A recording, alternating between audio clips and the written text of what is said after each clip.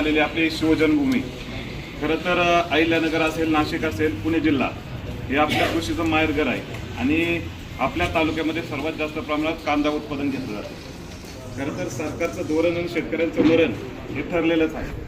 Gas करा झाला, मुक्त व्यापार झाला, परंतु शेतकऱ्यांच्या सरकारचं जे निर्यातीचं धोरण होतं कांद्याचं ते जर्सवृत्तीचं असल्या कारणाने आंतरराष्ट्रीय बाजारपेठेमध्ये भारताचं महत्त्व कमी झालं. त्यामुळे कांदा निर्यात करता आला नाही, कांदा त्या प्रमाणात निर्यातीला प्रोत्साहन मिळालं नाही आणि कांद्याचं उत्पादन अधिक झाल्या कारणाने बाजार भाव कमी झाले. म्हणजे सरकार काय करतंय, जर कांद्याचे भाव वाढत असतील तर ते कमी करते, परंतु ज्यावेळेस कांद्याला भाव मिळत नाही त्यावेळेस या कृषी उत्पन्न बाजार समितीमध्ये जर सरकारने खरेदी चालू केली, त्यांनी सांगितलं आम्ही 15 रुपये 80 पैशांनी हमी भाव देऊ. जर 15 रुपये 80 पैशांनी जर चांगला कांदा असेल तिथून पुढेच लाव चालू झाले पाहिजे. आणि तुम्हाला जर पणन मार्फत खरेदी करायचीच असेल, नाफेड मार्फत खरेदी करायची असेल तर कृषी उत्पन्न बाजार समितीमध्ये 15 रुपये 80 पैशाच्या पुढे लिलाव चालू करायची. जर व्यापारी घ्यायला तयार नसेल तर तो माल सरकारने खरेदी करायचा आणि सरकारच्या गोडाऊनमध्ये ठेवायचा. 5 रुपये 80 पैशाच्या खाली कुठलाही लिलाव झाला नाही पाहिजे. चांगल्या वेळात म्हणजे प्रतवारी करून आणलेला माल असेल, परंतु सरकार तसं करत नाही. कागदावर नाफेडची खरेदी होती, नाफेडचा माल साठवला जातो, निम्मा खराब दाखवला जातो. त्यानंतर ज्यावेळेस कांद्याचे बाजार वाढतात त्यावेळेस तोच माल बाजारपेठेत आणला जातो आणि परत शेतकऱ्यांचे भाव पाडले जातात. म्हणजे शेतकऱ्याच्या पदरात काही पडत नाही. ज्यावेळेस भाव नसतो त्यावेळेस चुकीची खरेदी करायची. 2 लाख टन कांदा खरेदी केल्यास सांगितलं, परंतु बाजारभावावर परिणाम झालाय का 8-9 रुपये किलोने भाव कांदा विकला जातो. कांद्याला जो खर्च आहे, सुरुवातीला आपण रोप तयार करतो, ते उपटायचं, त्याचं वावर तयार करायचं, लावायचं, खतं, औषधं, मजुरी प्रचंड प्रमाणात वाढली, खतांच्या किमती वाढल्या, त्याच्यावर कुठलंही सरकारचं नियंत्रण नाही. ही कांद्याची गुण 8 रुपयाला होती ती 23 रुपये झाली. सरकारने त्याचा हस्तक्षेप केला का नाही? बाहेरून प्लॅस्टिक आणलं, त्याच्यावर काही निर्बंध आणले, 8 रुपयालाच बोल विकायचं ना, त्याच्यावर काही निर्बंध नाही. पण शेतकऱ्याचा कांदा जर 40 रुपयांनी जात असेल तर सरकार लगेच 40% टॅक्स लावतं आणि ते निर्यात थांबवतं. म्हणजे ज्यावेळेस बाजार पडतात त्यावेळेस सरकार जबाबदारी घेत आहे का? तर घेत नाही. आणि शेतकरी जोपर्यंत एकजूट होत नाही, तुम्ही बघा जो वर्ग संघटित आहे त्या वर्गाला न्याय मिळाला आहे. तुम्ही एखादी कंपनी बघा, त्यांची युनियन असली त्यांना न्याय मिळतो. म्हणजे कुठलाही वर्ग जर संघटित असेल तर त्याला न्याय मिळतो. म्हणून शेतकऱ्यांनी पहिलं संघटित झालं पाहिजे. एका दिवसात निर्णय होऊ शकतो. सरकारला काय जेवढा 2 लाख टन कांदा जर आज खरेदी ठरवली प्रत्येक बाजार समितीमध्ये, आज बाजार वाढतील, तर शेतकरी संघटित होत नाही. त्याच्यामुळे सरकार शेतकऱ्यांकडे दुर्लक्ष करते. आपण सर्वांनी संघटित होऊया, निर्णय होऊ शकतो. शेतकऱ्यांच्या पदरात काही ना काही पडू शकतं, परंतु शेतकरी संघटित झाला पाहिजे. सरकारला आमची विनंती आहे की आपण कृषी उत्पन्न बाजार समिती मार्फतच कांद्याची खरेदी चालू केली पाहिजे. आणि तुम्ही जो नाफेड मार्फत कांदा खरेदी करताय त्याचा बाजारपेठेवर परिणाम झाला पाहिजे आणि कांद्याला कमीत कमी 15 रुपये 80 पैशाच्या पुढंच लिलाव चालू केले पाहिजे, अशी आमची विनंती आहे. जय हिंद, जय महाराष्ट्र. माननीय व्यासपीठ, आज शेतकऱ्याच्या प्रश्नावर ही महाविकास आघाडीतली सगळी मंडळी, जो शेतकऱ्यांचा खरा काहीवारी आहे, त्यांच्या पक्षाचे जिल्हाध्यक्ष कळकळीने इथे उभे राहिले. म्हणून सगळ्या शेतकऱ्यांच्या वतीनं मी पहिले यांचं अभिनंदन करतो. या सरकारने ह्या शेतकऱ्यांना मातीत घालण्याचं धोरण ठेवले. एक सुद्धा निर्णय चांगला घेतलेला नाही. कांद्यामध्ये सगळ्यात जास्त रोजगार हमी वाणी साहेब कांद्यामध्ये राबवली जाते. 1 एकर कांद्यासाठी 100 मजूर लागतात. सरकारची कुठेही रोजगार हमी चालू नाही आणि सगळ्यात जास्तीचे दर कांदा काढणीला आहेत.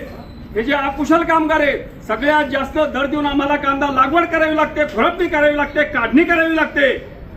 परवालाच दिवशी केंद्राची टीम आली होती. कांदा लसूण संशोधन केंद्रावर आम्हाला बोलवलं होतं. 18.5 रुपये एका किलोला खर्च येतो, हे त्यांनी सगळे याच्यातनं सिद्ध केले, पाहिले. आम्ही स्वतः सांगितलंय कांदा लसूण केंद्राने सुद्धा खतावर किती खर्च, औषधावर किती खर्च, मजुरीवर किती खर्च, अशा हिशेबाने किलोला खर्च येतो 18.5 रुपये. परंतु हे सरकार असा पागलपणा करतं. 12 रुपयांनी 15 रुपयांनी कांदा भरतं आणि पुढे कांद्याचे बाजार वाढलं का तो सडलेला कांदा मार्केटमध्ये आणतं आणि परत शेतकऱ्यांचं वाटोळं करतं. तेव्हा ह्या शेतकऱ्यांचा सगळ्यांच्या वतीनं आपण निषेध करूया. सरकारचा निषेध करू, शेतकऱ्यांचा नाही. कारण शेतकऱ्याला त्यांनी मातीतच घातलंय नाही का? शेतकऱ्याला संपवण्याचं खरं काम या सरकारने केलेलं आहे. तेव्हा हे दुटप्पी धोरण काही कामाचं नाही. आम्ही ह्या भावाने खरेदी करून त्या भावाने खरेदी करूच नका. तुम्हाला काय शेतकऱ्याला कांदा शेतकऱ्याला काय अनुदान द्यायचंय ते द्या. आमची बाजार समिती फार चांगली आहे. मागच्या वेळेला जे अनुदान जाहीर झालं एकूण 1 रुपया म्हणलं काळे साहेबांनी प्रत्येक शेतकऱ्याला दिलेलं आहे. जरी तो बाहेरच्या तालुक्यातला असला या तालुक्यातला असला, पण ह्या मार्केटला विकलेल्या कांद्याचे प्रत्येकाला पैसे मिळालेले आहेत. तर शेतकऱ्यांना सरकारने अनुदान द्यावं. कारण सध्या घरातले पैसे घालून कांदा शेती करावा लागते आणि हे सरकार इथल्या शेतकऱ्यांचा काही विचार करत नाही. कोणती गोष्ट झाली का परदेशातून मागवायची, प्रदेशातून मागवायची आणि आता म्हणले डिझेल पेट्रोल कमी वापरा. आता पांडुरंग साहेब तुम्ही सांगा, आपल्या शेतामध्ये ट्रॅक्टर चालला आणि त्याला जर डिझेल कमी टाकलं चालेल का? मग कशासाठी? निर्यातीद्वारे जे चलन होतं त्याच्यावर परिणाम होतो. आयातीद्वारे ते चलन आपल्याला जास्त द्यावं लागतं आणि कांद्यामधून सगळ्यात जास्त चलन निर्यातीद्वारे मिळतं. तर तिथं यांनी खोडा घातलाय, कांद्याला जीवनावश्यक वस्तू नेऊन टाकले आणि आपलं खऱ्या अर्थाने आपल्याला पायात खोडा घातलेला आहे.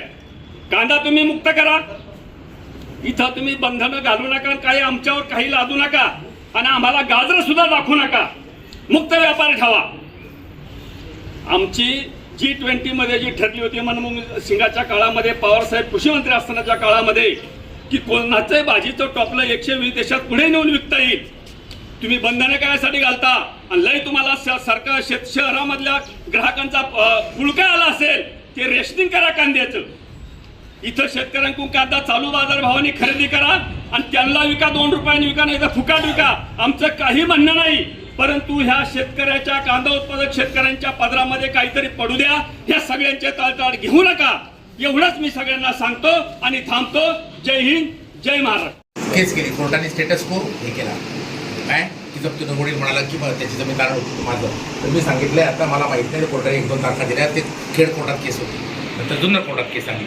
तिथं मामलेदारला सांगितलं मला माहीत नाही, तिथं उपोषण आपले सचिन थोरवे होते, सगळे होते, मंडळी होते, मी माहीत नाही, मी त्यांची प्रॉपर्टी जप्त केली. कोणाची? होरा आणि चांद मोमीन. मला काय माहित नाही लिहिलं. आता 80-90 लाख राहिले. हा अर्ज यांना मी पण करायला लावला. ते म्हणले असं बघेल तसं बघेल. शेवटी जे आहे कोर्टाचा स्टे ऑर्डर आहे, बरोबर ना, त्यांची जप्तीची प्रोसेस पूर्ण केलेली आहे, ती नाही तर यांची पण. तर त्याचं मी तिथं हे करतोय, मी तिथं सांगितलं होतं त्याप्रमाणे करतोय आपण मिळून देतोय. 3 वर्षानंतर काय ते जाऊन मी म्हटलं अर्ज करा. आणि दुसऱ्यांचे पण आहेत. आज हे फक्त तो राहिला पण मी ते अरे तुमचे पण काही आहेत 100 लोकांचे बरोबर आहे, मिळवायचे ते बरं का. हे जे आहे सगळं यांना पण म्हटलं होतं रेकॉर्ड आहे हो. आणि तो नाही त्या यांचं सुद्धा मी हे केलंय, त्यांची जमीन पण कारण आहे ती मी जप्त करणार. जसं आपण बँकेत म्हणतो हे म्हणतो मूळ कर्जदार आहे, त्याचं नाही झाल्यावर त्याचं. आणि कोर्टात हे आहे इथे संजय जे आपल्या हातात आहे, मार्केट कमिटीच्या हातात आहे. कलेक्टरला कळवलं, त्याच्यावर बोजा चढलाय, मामलेदारांनी बोजा चढवलाय, लिलाव करणं माझ्या हातात आहे. कोर्टाने स्टे दिलाय, डिस्ट्रिक्ट कोर्टाने. तुषार थोरात ते सगळे मी म्हटलं त्यांच्या सहमतीने मी आज मला त्याच्या दुःखाची जाणीव आहे, मला घेणं नाही. आता तुम्हाला सांगतो ते सचिन थोरवे होते, सगळे आपले शेतकरी संघटनेचे होते, सगळे होते, त्यांना म्हणलं तुम्ही पण कोर्टात या बाबा, बरोबर ना. जे आहे ते आपण त्यांच्याशी आहे. मी त्यांना म्हटलं होराट तर तुषार शेटला माहिती आहे, ते दुसरे जे आहेत मोमीन म्हणून ते जामीनदार आहेत, त्यांचा काही दोष नाही. पण म्हटलं कोर्टाला म्हणत मी तिथं करा. ऑर्डरमध्ये पण हे होतं की त्याचं नाही जप्त होत, किंवा ते म्हणाले की त्याची जमीन आहे, ते म्हणे माझी जमीन आहे, असं म्हणायला लागलं. कॉम्प्रोमाइज म्हणत होता, कोणी एक जमीन विकायला लागला होता, ते म्हणे मला पैसे द्या, ते पण माहिती आहे. म्हटलं तसं नाही, संस्थेचा जमा द्या, मग आम्ही शेतकऱ्यांना पैसे देऊ. कारण असं लक्षात आलं की तो काही लोकांना दबाव देऊन 1,50,000 द्यायला लागला, 25,000 द्यायला लागला. म्हटलं नाही, आम्ही बोलवणार, आम्ही शेतकऱ्यांना देणार, जेवढी थकबाकी 80 लाख ती काय असेल ती दे, आम्ही शेतकऱ्यांना देऊ. बरोबर. त्यामुळे राहिले ते. नाहीतर ते धोंडकर म्हणून कोण होता, तो जमीन खरेदी करायला तयार होता, आमच्याकडे पैसे द्या म्हणून तो म्हणत होता. होरा पण माझ्याकडे 2-4 वेळा आले, मला पैसे सगळे पाहिजे. डिस्ट्रिक्ट कोर्टाची स्टे ऑर्डर कधी भेटली? अहो त्याला 6 महिने झाले. तर काहीतरी व्हायला पाहिजे ना कारवाई. कोर्ट आहे ना, संजयकडे कोर्ट नाही. ऐका ना, अहो 1 मिनिट, सगळं माहिती आहे, सगळं केलं. तिथं मामलेदार जे आहेत ते तिथं आले नाही, तिथं सगळं सांगितलंय. ते तिथं हिअरिंग वगैरे तिथं त्याचं से दिला, सगळं दिलं आपला वकील. ते नाही झालं त्यांची प्रॉपर्टी की आपण त्यांची प्रॉपर्टी हे करतोय, त्याचं लायसन्स रद्द करतोय. आपण ठराव केलाय संस्थेने. कोणाचे लायसन्स? होरा आणि ते. आणि त्यांची प्रॉपर्टी जी आहे डॉक्टरची ती जप्त करणार, आपली आईची असं करणार आहे. चलो बटाटे लावायचे, बटाटे मुख्य पीक आपल्याकडे पूर्ण स्टोर नव्हती आणि ठराविक एक 17-18 टेम्परेचर दरम्यान बटाटा राहिला पत्र वगैरे चांगला होता. आम्ही चिकूची बाग बाग 20 फुटाची जागा, त्याच्यात पाणी सोडायचं, नारणी लावून गवतानी शाखावून टाकायचं, 1,500-2,000 पिशव्या राहायचं. आम्ही विक्रीला काढायचं 15 मेच्या नंतर बटाटा काढायचा जानेवारी. अरे बापरे, 5-5 महिने बटाटा राहायचे त्यांचे नाम. एवढा मोड सुटायचे. अरे बापरे.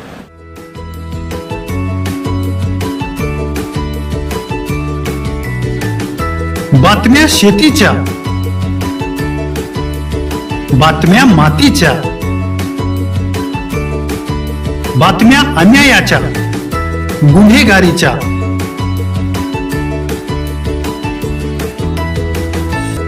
राजकारणाच्या आणि समाजकारणाच्या,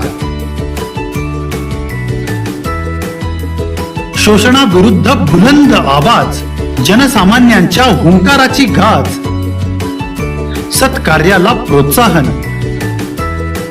दुष्कृत्याला अनुशासन, निर्भीड, निस्पृह, सडेतोड, बेधडक आणि रोखटोक म्हणजेच विघ्नहर टाइम्स. शोध बातमीचा, ध्यास सत्याचा. आपलं चॅनल, आपली बातमी. सबस्क्राईब तर कराच, पण बेल आयकॉनवर क्लिक करायलाही विसरू नका.